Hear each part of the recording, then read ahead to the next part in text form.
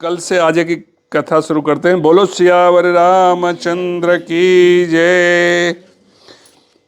कल यही हो रहा था, कभी वशिष्ठ जी को बोल रहे थे कि आप आज्ञा दीजिए, कभी जनक जी को बोल रहे थे कि आप आज्ञा दीजिए, कभी भरत जी को बोले कि आप बोलिए, कभी रामचंद्र जी को। बार बार वही सर्किल में घूम रहा था। रामचंद्र जी कहते गुरु जी कहेंगे, गुरु जी कहते भरत जी कहेंगे, भरत जी कहते जनक जी कहेंगे। ऐसा ही कई दिनों से इस कथा में चल रहा है। और कल फिर लास्ट में बॉल किसके कोर्ट में थी? राम जी के में। तो अब यहाँ पर आगे आज क्या होने वाला है वो देखेंगे। तो यहाँ पर रामचंद्र जी कह रहे हैं कि प्रभु आपकी रीति और सुंदर स्वभाव की बड़ाई जगत में प्रसिद्ध है और वेद शास्त्रों ने गाई है। जो क्रूर, कुटिल, कुष्ठ, कुबुद्धि, कलंकी, नीचशील रहे, निरीश्वरवादी, नास्तिक और निशंक निडर हैं, उन्होंने भी अपने शरण में सम्मुख आया सुनकर एक बार प्रणाम करने पर ही अपना लिया। उन शरणागत होते के दोषों को देखकर भी आप कभी हृदय में नहीं लाए और उनके गुणों को सुनकर साधुओं के समाज में उनका बखान किया। ऐसा सेवक पर कृपा करने वाला स्वामी कौन है? ये कह रहे हैं भरत जी। और जो आप ही सेवक का सारा साथ सामान सज दे, उसकी सारी आवश्यकताओं को पूर्ण कर दे और स्वप्न में भी अपनी कोई करनी न समझकर अर्थात मैंने सेवक के लिए कुछ किया है ऐसा न जानकर उल्टा सेवक को संकोच होगा, इसका सोच अपने हृदय रह गए। मैं भुजा उठाकर और प्रण रोप कर बड़े जोर के साथ कहता हूँ कि ऐसा स्वामी आपके सिवा दूसरा कोई नहीं है। बंदर, पशु आदि नाचते और तोते सीखे हुए पाठ में प्रवीण हो जाते हैं, सिखाए हुए, परंतु तोते का पाठ प्रवीणता रूप गुण और पशु के नाचने की गति क्रम से पढ़ाने वाले और नचाने वाले के ऊपर निर्भर करती है।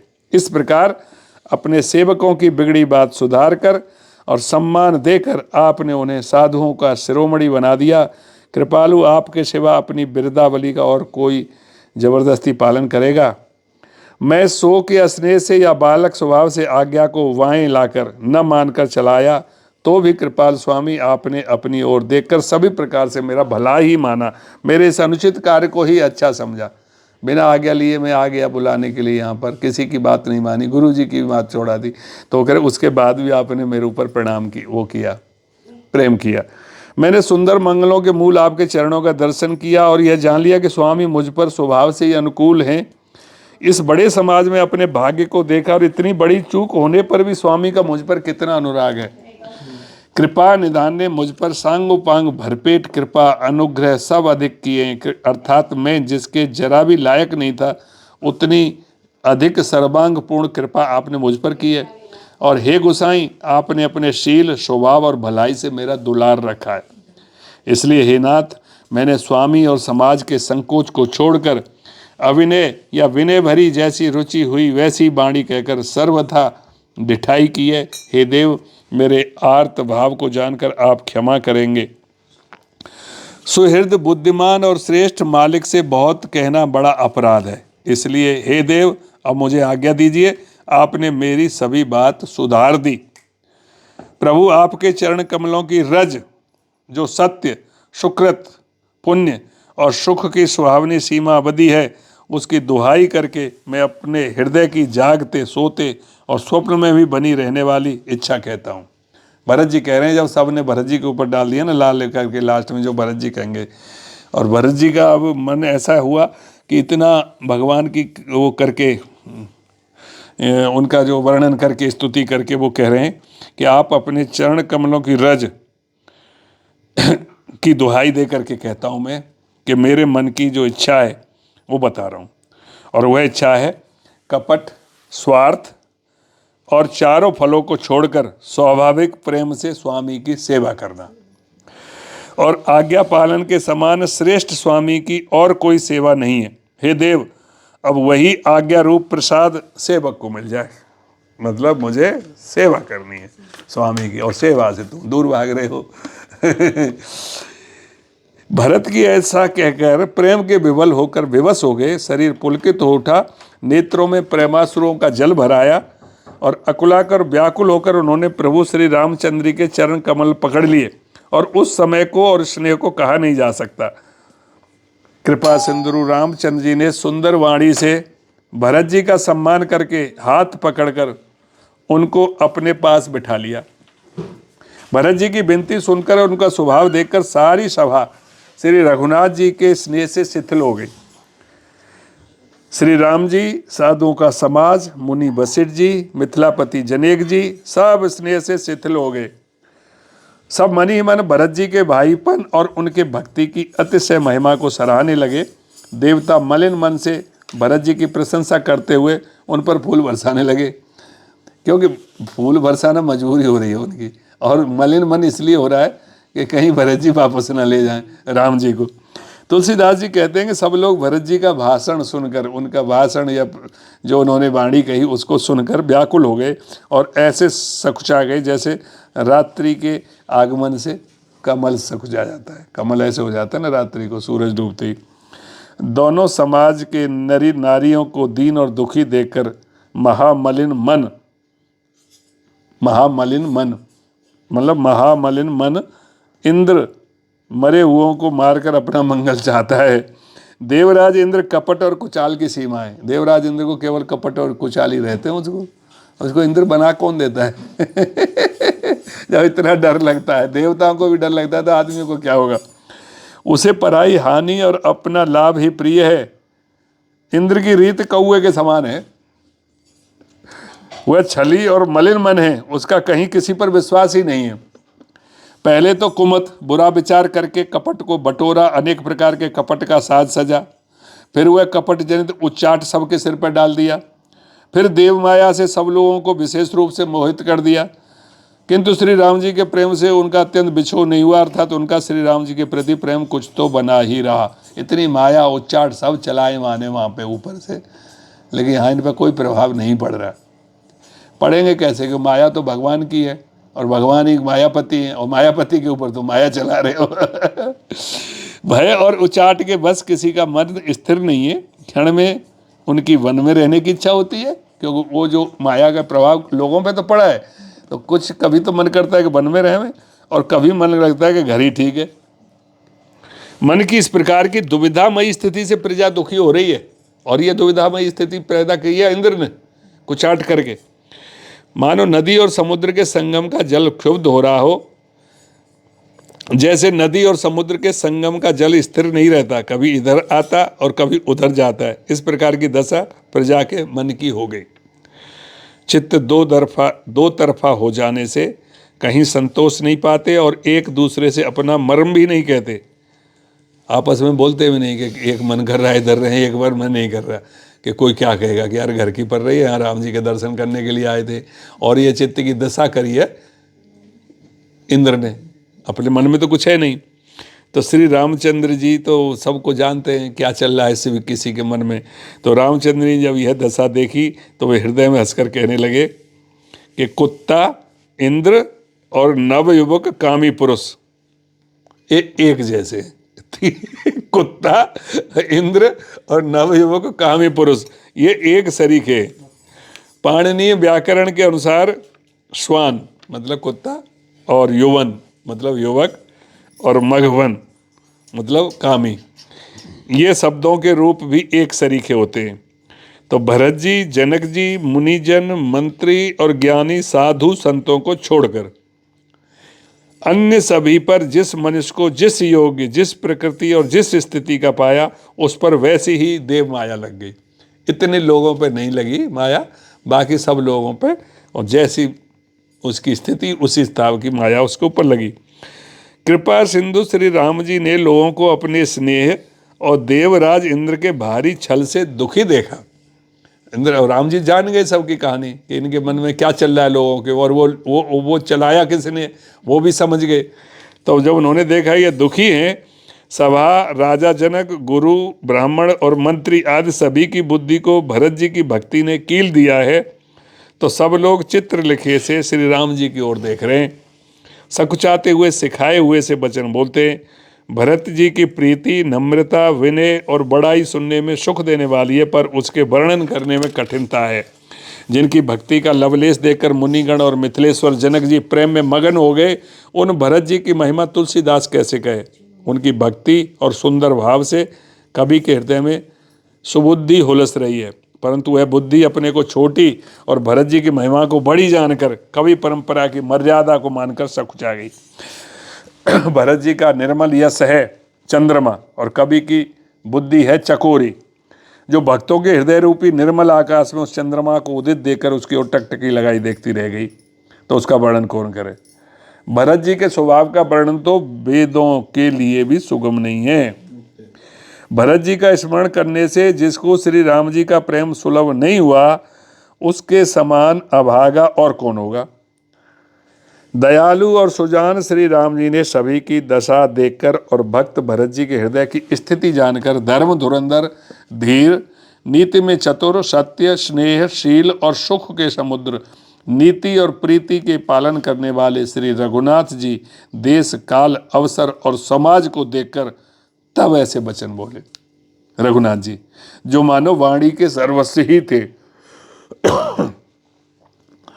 क्या बोले कि हे तात भरत, तुम धर्म की धुरी को धारण करने वाले हो, लोक और वेद दोनों के जानने वाले और प्रेम में अत्यंत प्रवीण हो। हे तात, कर्म से, वचन से और मन से निर्मल तुम्हारे समान तुम ही हो, मतलब तुम्हारे समान और कोई नहीं है। गुरुजनों के समाज में और ऐसे कुसुमय में छोटे भाई के गुण किस तरह कहे जा सकते हैं। हे तात, तुम सूर्य कुल की रीति को, सत्य प्रतिज्ञ पिताजी की कीर्ति और प्रीति को, समय, समाज और गुरुजनों की लज्जा को तथा उदासीन मित्र और शत्रु सबके मन की बात को जानते हो। तुमको सबके कर्मों का और अपने तथा मेरे परम हितकारी धर्म का पता है। यद्यपि मुझे तुम्हारा सब प्रकार से भरोसा है, तथापि मैं समय के अनुसार कुछ कहता हूँ। राम जी कह रहे हैं उसको, हे तात, पिताजी के बिना हमारी बात केवल गुरु वंश की कृपा ने ही संभाल रखी है, नहीं तो हमारे समेत प्रजा, कुटुंब, परिवार सब बर्बाद हो जाते पिताजी के बिना। यदि बिना समय के, मतलब संध्या से पूर्व ही सूर्य डूब जाए तो कहो जगत में किसको क्लेश नहीं होगा। अगर शाम आई नहीं, उससे पहले ही सूरज डूब जाए, वही हुआ राजा दशरथ के साथ। हे तात, उसी प्रकार का उत्पात विधाता ने यह पिताजी की असामयिक मृत्यु दे करके किया है, पर मुनि महाराज वशिष्ठ जी ने तथा मिथिलेश्वर जनक जी ने सबको बचा लिया। राज्य का सब कार्य, लज्जा, प्रतिष्ठा, धर्म, पृथ्वी, धन, घर, इन सभी का पालन गुरु जी का प्रभाव करेगा और परिणाम शुभ होगा। गुरु जी का प्रसाद, अनुग्रह ही घर में और वन में समाज सहित तुम्हारा और हमारा रक्षक है। माता, पिता, गुरु और स्वामी की आज्ञा का पालन समस्त धर्म रूपी पृथ्वी को धारण करने में शेष जी के समान है। हे तात, तुम वही करो और मुझसे भी कराओ तथा सूर्य कुल के रक्षक बनो। जो इसने बता दी, जो राम जी ने ये चीज़ बताई कि गुरु जी की कृपा से ये सब चल रहा पूरी, अब तुम वही करो और मुझसे भी वही कराओ और धर्म सूर्य कुल के रक्षक बनो। साधक के लिए यह एक ही आज्ञा पालन रूपी साधना संपूर्ण सिद्धियों को देने वाली, कीर्तिमयी, सगतमयी और ऐश्वर्यमयी त्रिवेणी है। इसे विचार कर भारी संकट सहकर भी प्रजा और परिवार को सुखी करो। हे भाई, मेरी विपत्ति सभी ने बांट ली है, परंतु तुमको तो अवधि 14 वर्ष तक बड़ी कठिनाई है, सबसे अधिक दुख है। तुमको कोमल जानकर भी मैं कठोर वियोग की बात कह रहा हूँ कि हे तात, बुरे समय में मेरे लिए यह कोई अनुचित बात नहीं है। कुअवसर में श्रेष्ठ भाई ही सहायक होते हैं। वज्र के आघात भी हाथ से ही रोके जाते हैं। सेवक हाथ, पैर और नेत्रों के समान और स्वामी मुख के समान होना चाहिए। सेवक होना चाहिए हाथ, पैर और नेत्रों के समान। हाथ, पैर और नेत्र ये सेवा करते हैं और मुख क्या करता है? खाता है पूरा। तो मुख के समान होना चाहिए, क्योंकि मुख खा करके इन सबको देता है। हाथ, पैर, शरीर के जितने भी अंग हैं उन सबको मुख ही देता है, उन्हें कि वही खा करके मस्त रहे। पूरे शरीर का जो पालन केवल मुख करता है। तो इसी तरह से सेवक को होना चाहिए। तुलसीदास जी कहते हैं कि सेवक स्वामी की ऐसी प्रीति की रीति सुनकर सुख भी उसकी सराहना करते हैं। रघुनाथ जी की वाणी सुनकर जो मानो प्रेम रूपी समुद्र के मंथन से निकले हुए अमृत में सनी हुई थी, सारा समाज शिथिल हो गया, सबको प्रेम समाधि लग गई। यह दशा देकर सरस्वती जी ने चुप साध ली। भरत जी को परम संतोष हुआ। स्वामी के सम्मुख अनुकूल होते ही उनके दुख और दोषों ने मुंह मोड़ लिया वे उन्हें छोड़कर भाग गए। कौन? दुख, भरत जी को। उनका मुख प्रसन्न हो गया और मन का विषाद मिट गया, मानो गूंगे पर सरस्वती की कृपा हो गई हो। उन्होंने फिर प्रेम पूर्वक प्रणाम किया और कर कमलों को जोड़कर वे बोले, हे नाथ, मुझे आपके साथ जाने का सुख प्राप्त हो गया और मैंने जगत में जन्म लेने का लाभ भी पा लिया। हे कृपालु, अब जैसी आज्ञा हो उसी को मैं सिर पर धरकर आदर पूर्वक करूं। परंतु देव, आप मुझे वह अवलंबन, कोई सहारा दें जिसकी सेवा कर में अवधि का पार पा जाऊं। मतलब जो 14 साल में बिता सकूं, ऐसा कोई मुझे सहारा मिल जाए। क्योंकि उन्होंने जब इस तरह की धर्म वाली बातें कही कि पिताजी नहीं है राज्य में, अब तक गुरुजी और इन्होंने संभाला, तो तुम वही करो जो धर्म और इन सब के अनुसार हो। आज्ञा नहीं दी कि तुम जो राज्य करो, लेकिन ये घर को और सूर्य कुल के रक्षक भी आप, तो वो उनकी समझ में आ गई। और समझने के बाद वो कह रहे हैं कि आप जो कहोगे वो मैं आज्ञा धरूं, लेकिन मेरे को जो 14 साल तक जिंदा रहने का कोई सहारा चाहिए। हे स्वामी, आपके अभिषेक के लिए गुरुजी की आज्ञा पाकर यहाँ मैं सब तीर्थों का जल लाया हूँ। उसका क्या करूँ मेरे वो सबके कहन करके लाया था कि वहाँ पे राज्य तिलक करेंगे राम जी का, तो अब मैं उसका क्या करूँ। मेरे मन में एक और मनोरथ है, एक इच्छा और है कि जो भय और संकोच के कारण कहा नहीं जाता। तो श्री रामचंद्र जी बोले कि भैया तुम संकोच छोड़ करके कहो। तब प्रभु जी की आज्ञा पाकर भरत जी स्नेहपूर्ण सुंदर वाणी में बोले, क्या बोले कि आज्ञा हो तो चित्रकूट के पवित्र स्थान, तीर्थ, वन, पर्वत, पशु, पक्षी, नदी, तालाब, झरने, ये सब आपके चरण चिन्हों से अंकित भूमि को देखाऊं। कि आप इतने दिन से यहाँ चित्रकूट में रह रहे हैं, तो अगर आपकी आज्ञा हो तो मैं उनको देखाऊं। श्री रघुनाथ जी बोले, अवश्य ही। अत्रि ऋषि की आज्ञा को सिर पर धारण करो, उनसे पूछकर वे जैसा कहें वैसा करो। क्योंकि यहाँ पर अत्रि ऋषि का आश्रम था, उन्हीं का एरिया था, वही वहाँ के सबसे बड़े ऋषि थे। तो उन्होंने कहा कि आपको अगर यहाँ घूमना है सब जगह, तो अत्रि ऋषि जो कहें वो करो और निर्भय होकर वन में विचरो। हे भाई, अत्रि मुनि के प्रसाद से वन मंगलों का देने वाला परम पवित्र और अत्यंत सुंदर है। और ऋषियों के प्रमुख अत्रि जी जहाँ आज्ञा दें वहीं तीर्थों का लाया हुआ जल स्थापित कर देना। अब ये अत्रि जी जो कहें कि ये जो तुम लाए हो राज तिलक के लिए वो जल, वो कहा करना है उसका, वो बताएं, वो कर देना। प्रभु के वचन सुनकर भरत जी ने सुख पाया और आनंदित होकर मुनि अत्रि जी के चरण कमलों में सिर जा नवाया। समस्त सुंदर मंगलों का मूल भरत जी और श्री राम जी का संवाद सुनकर स्वार्थी देवता रघुकुल की सराहना करके कल्प वृक्ष के फूल बरसाने लगे। भरत जी धन्य हैं, स्वामी श्री रामचंद्र जी की जय हो, ऐसा कहते हुए देवता बलपूर्वक अत्यंत हर्षित होने लगे। भरत जी के वचन सुनकर मुनि वशिष्ठ जी, मिथिलापति जनक जी और सभा में सब किसी को बड़ा उत्साह आनंद हुआ। भरत जी और श्री रामचंद्र के गुण समूह की तथा प्रेम के विदेहराज जनक जी पुलकित होकर प्रशंसा कर रहे हैं। सेवक और स्वामी दोनों का सुंदर स्वभाव है। इनके नियम और प्रेम पवित्र को भी अत्यंत पवित्र करने वाले हैं।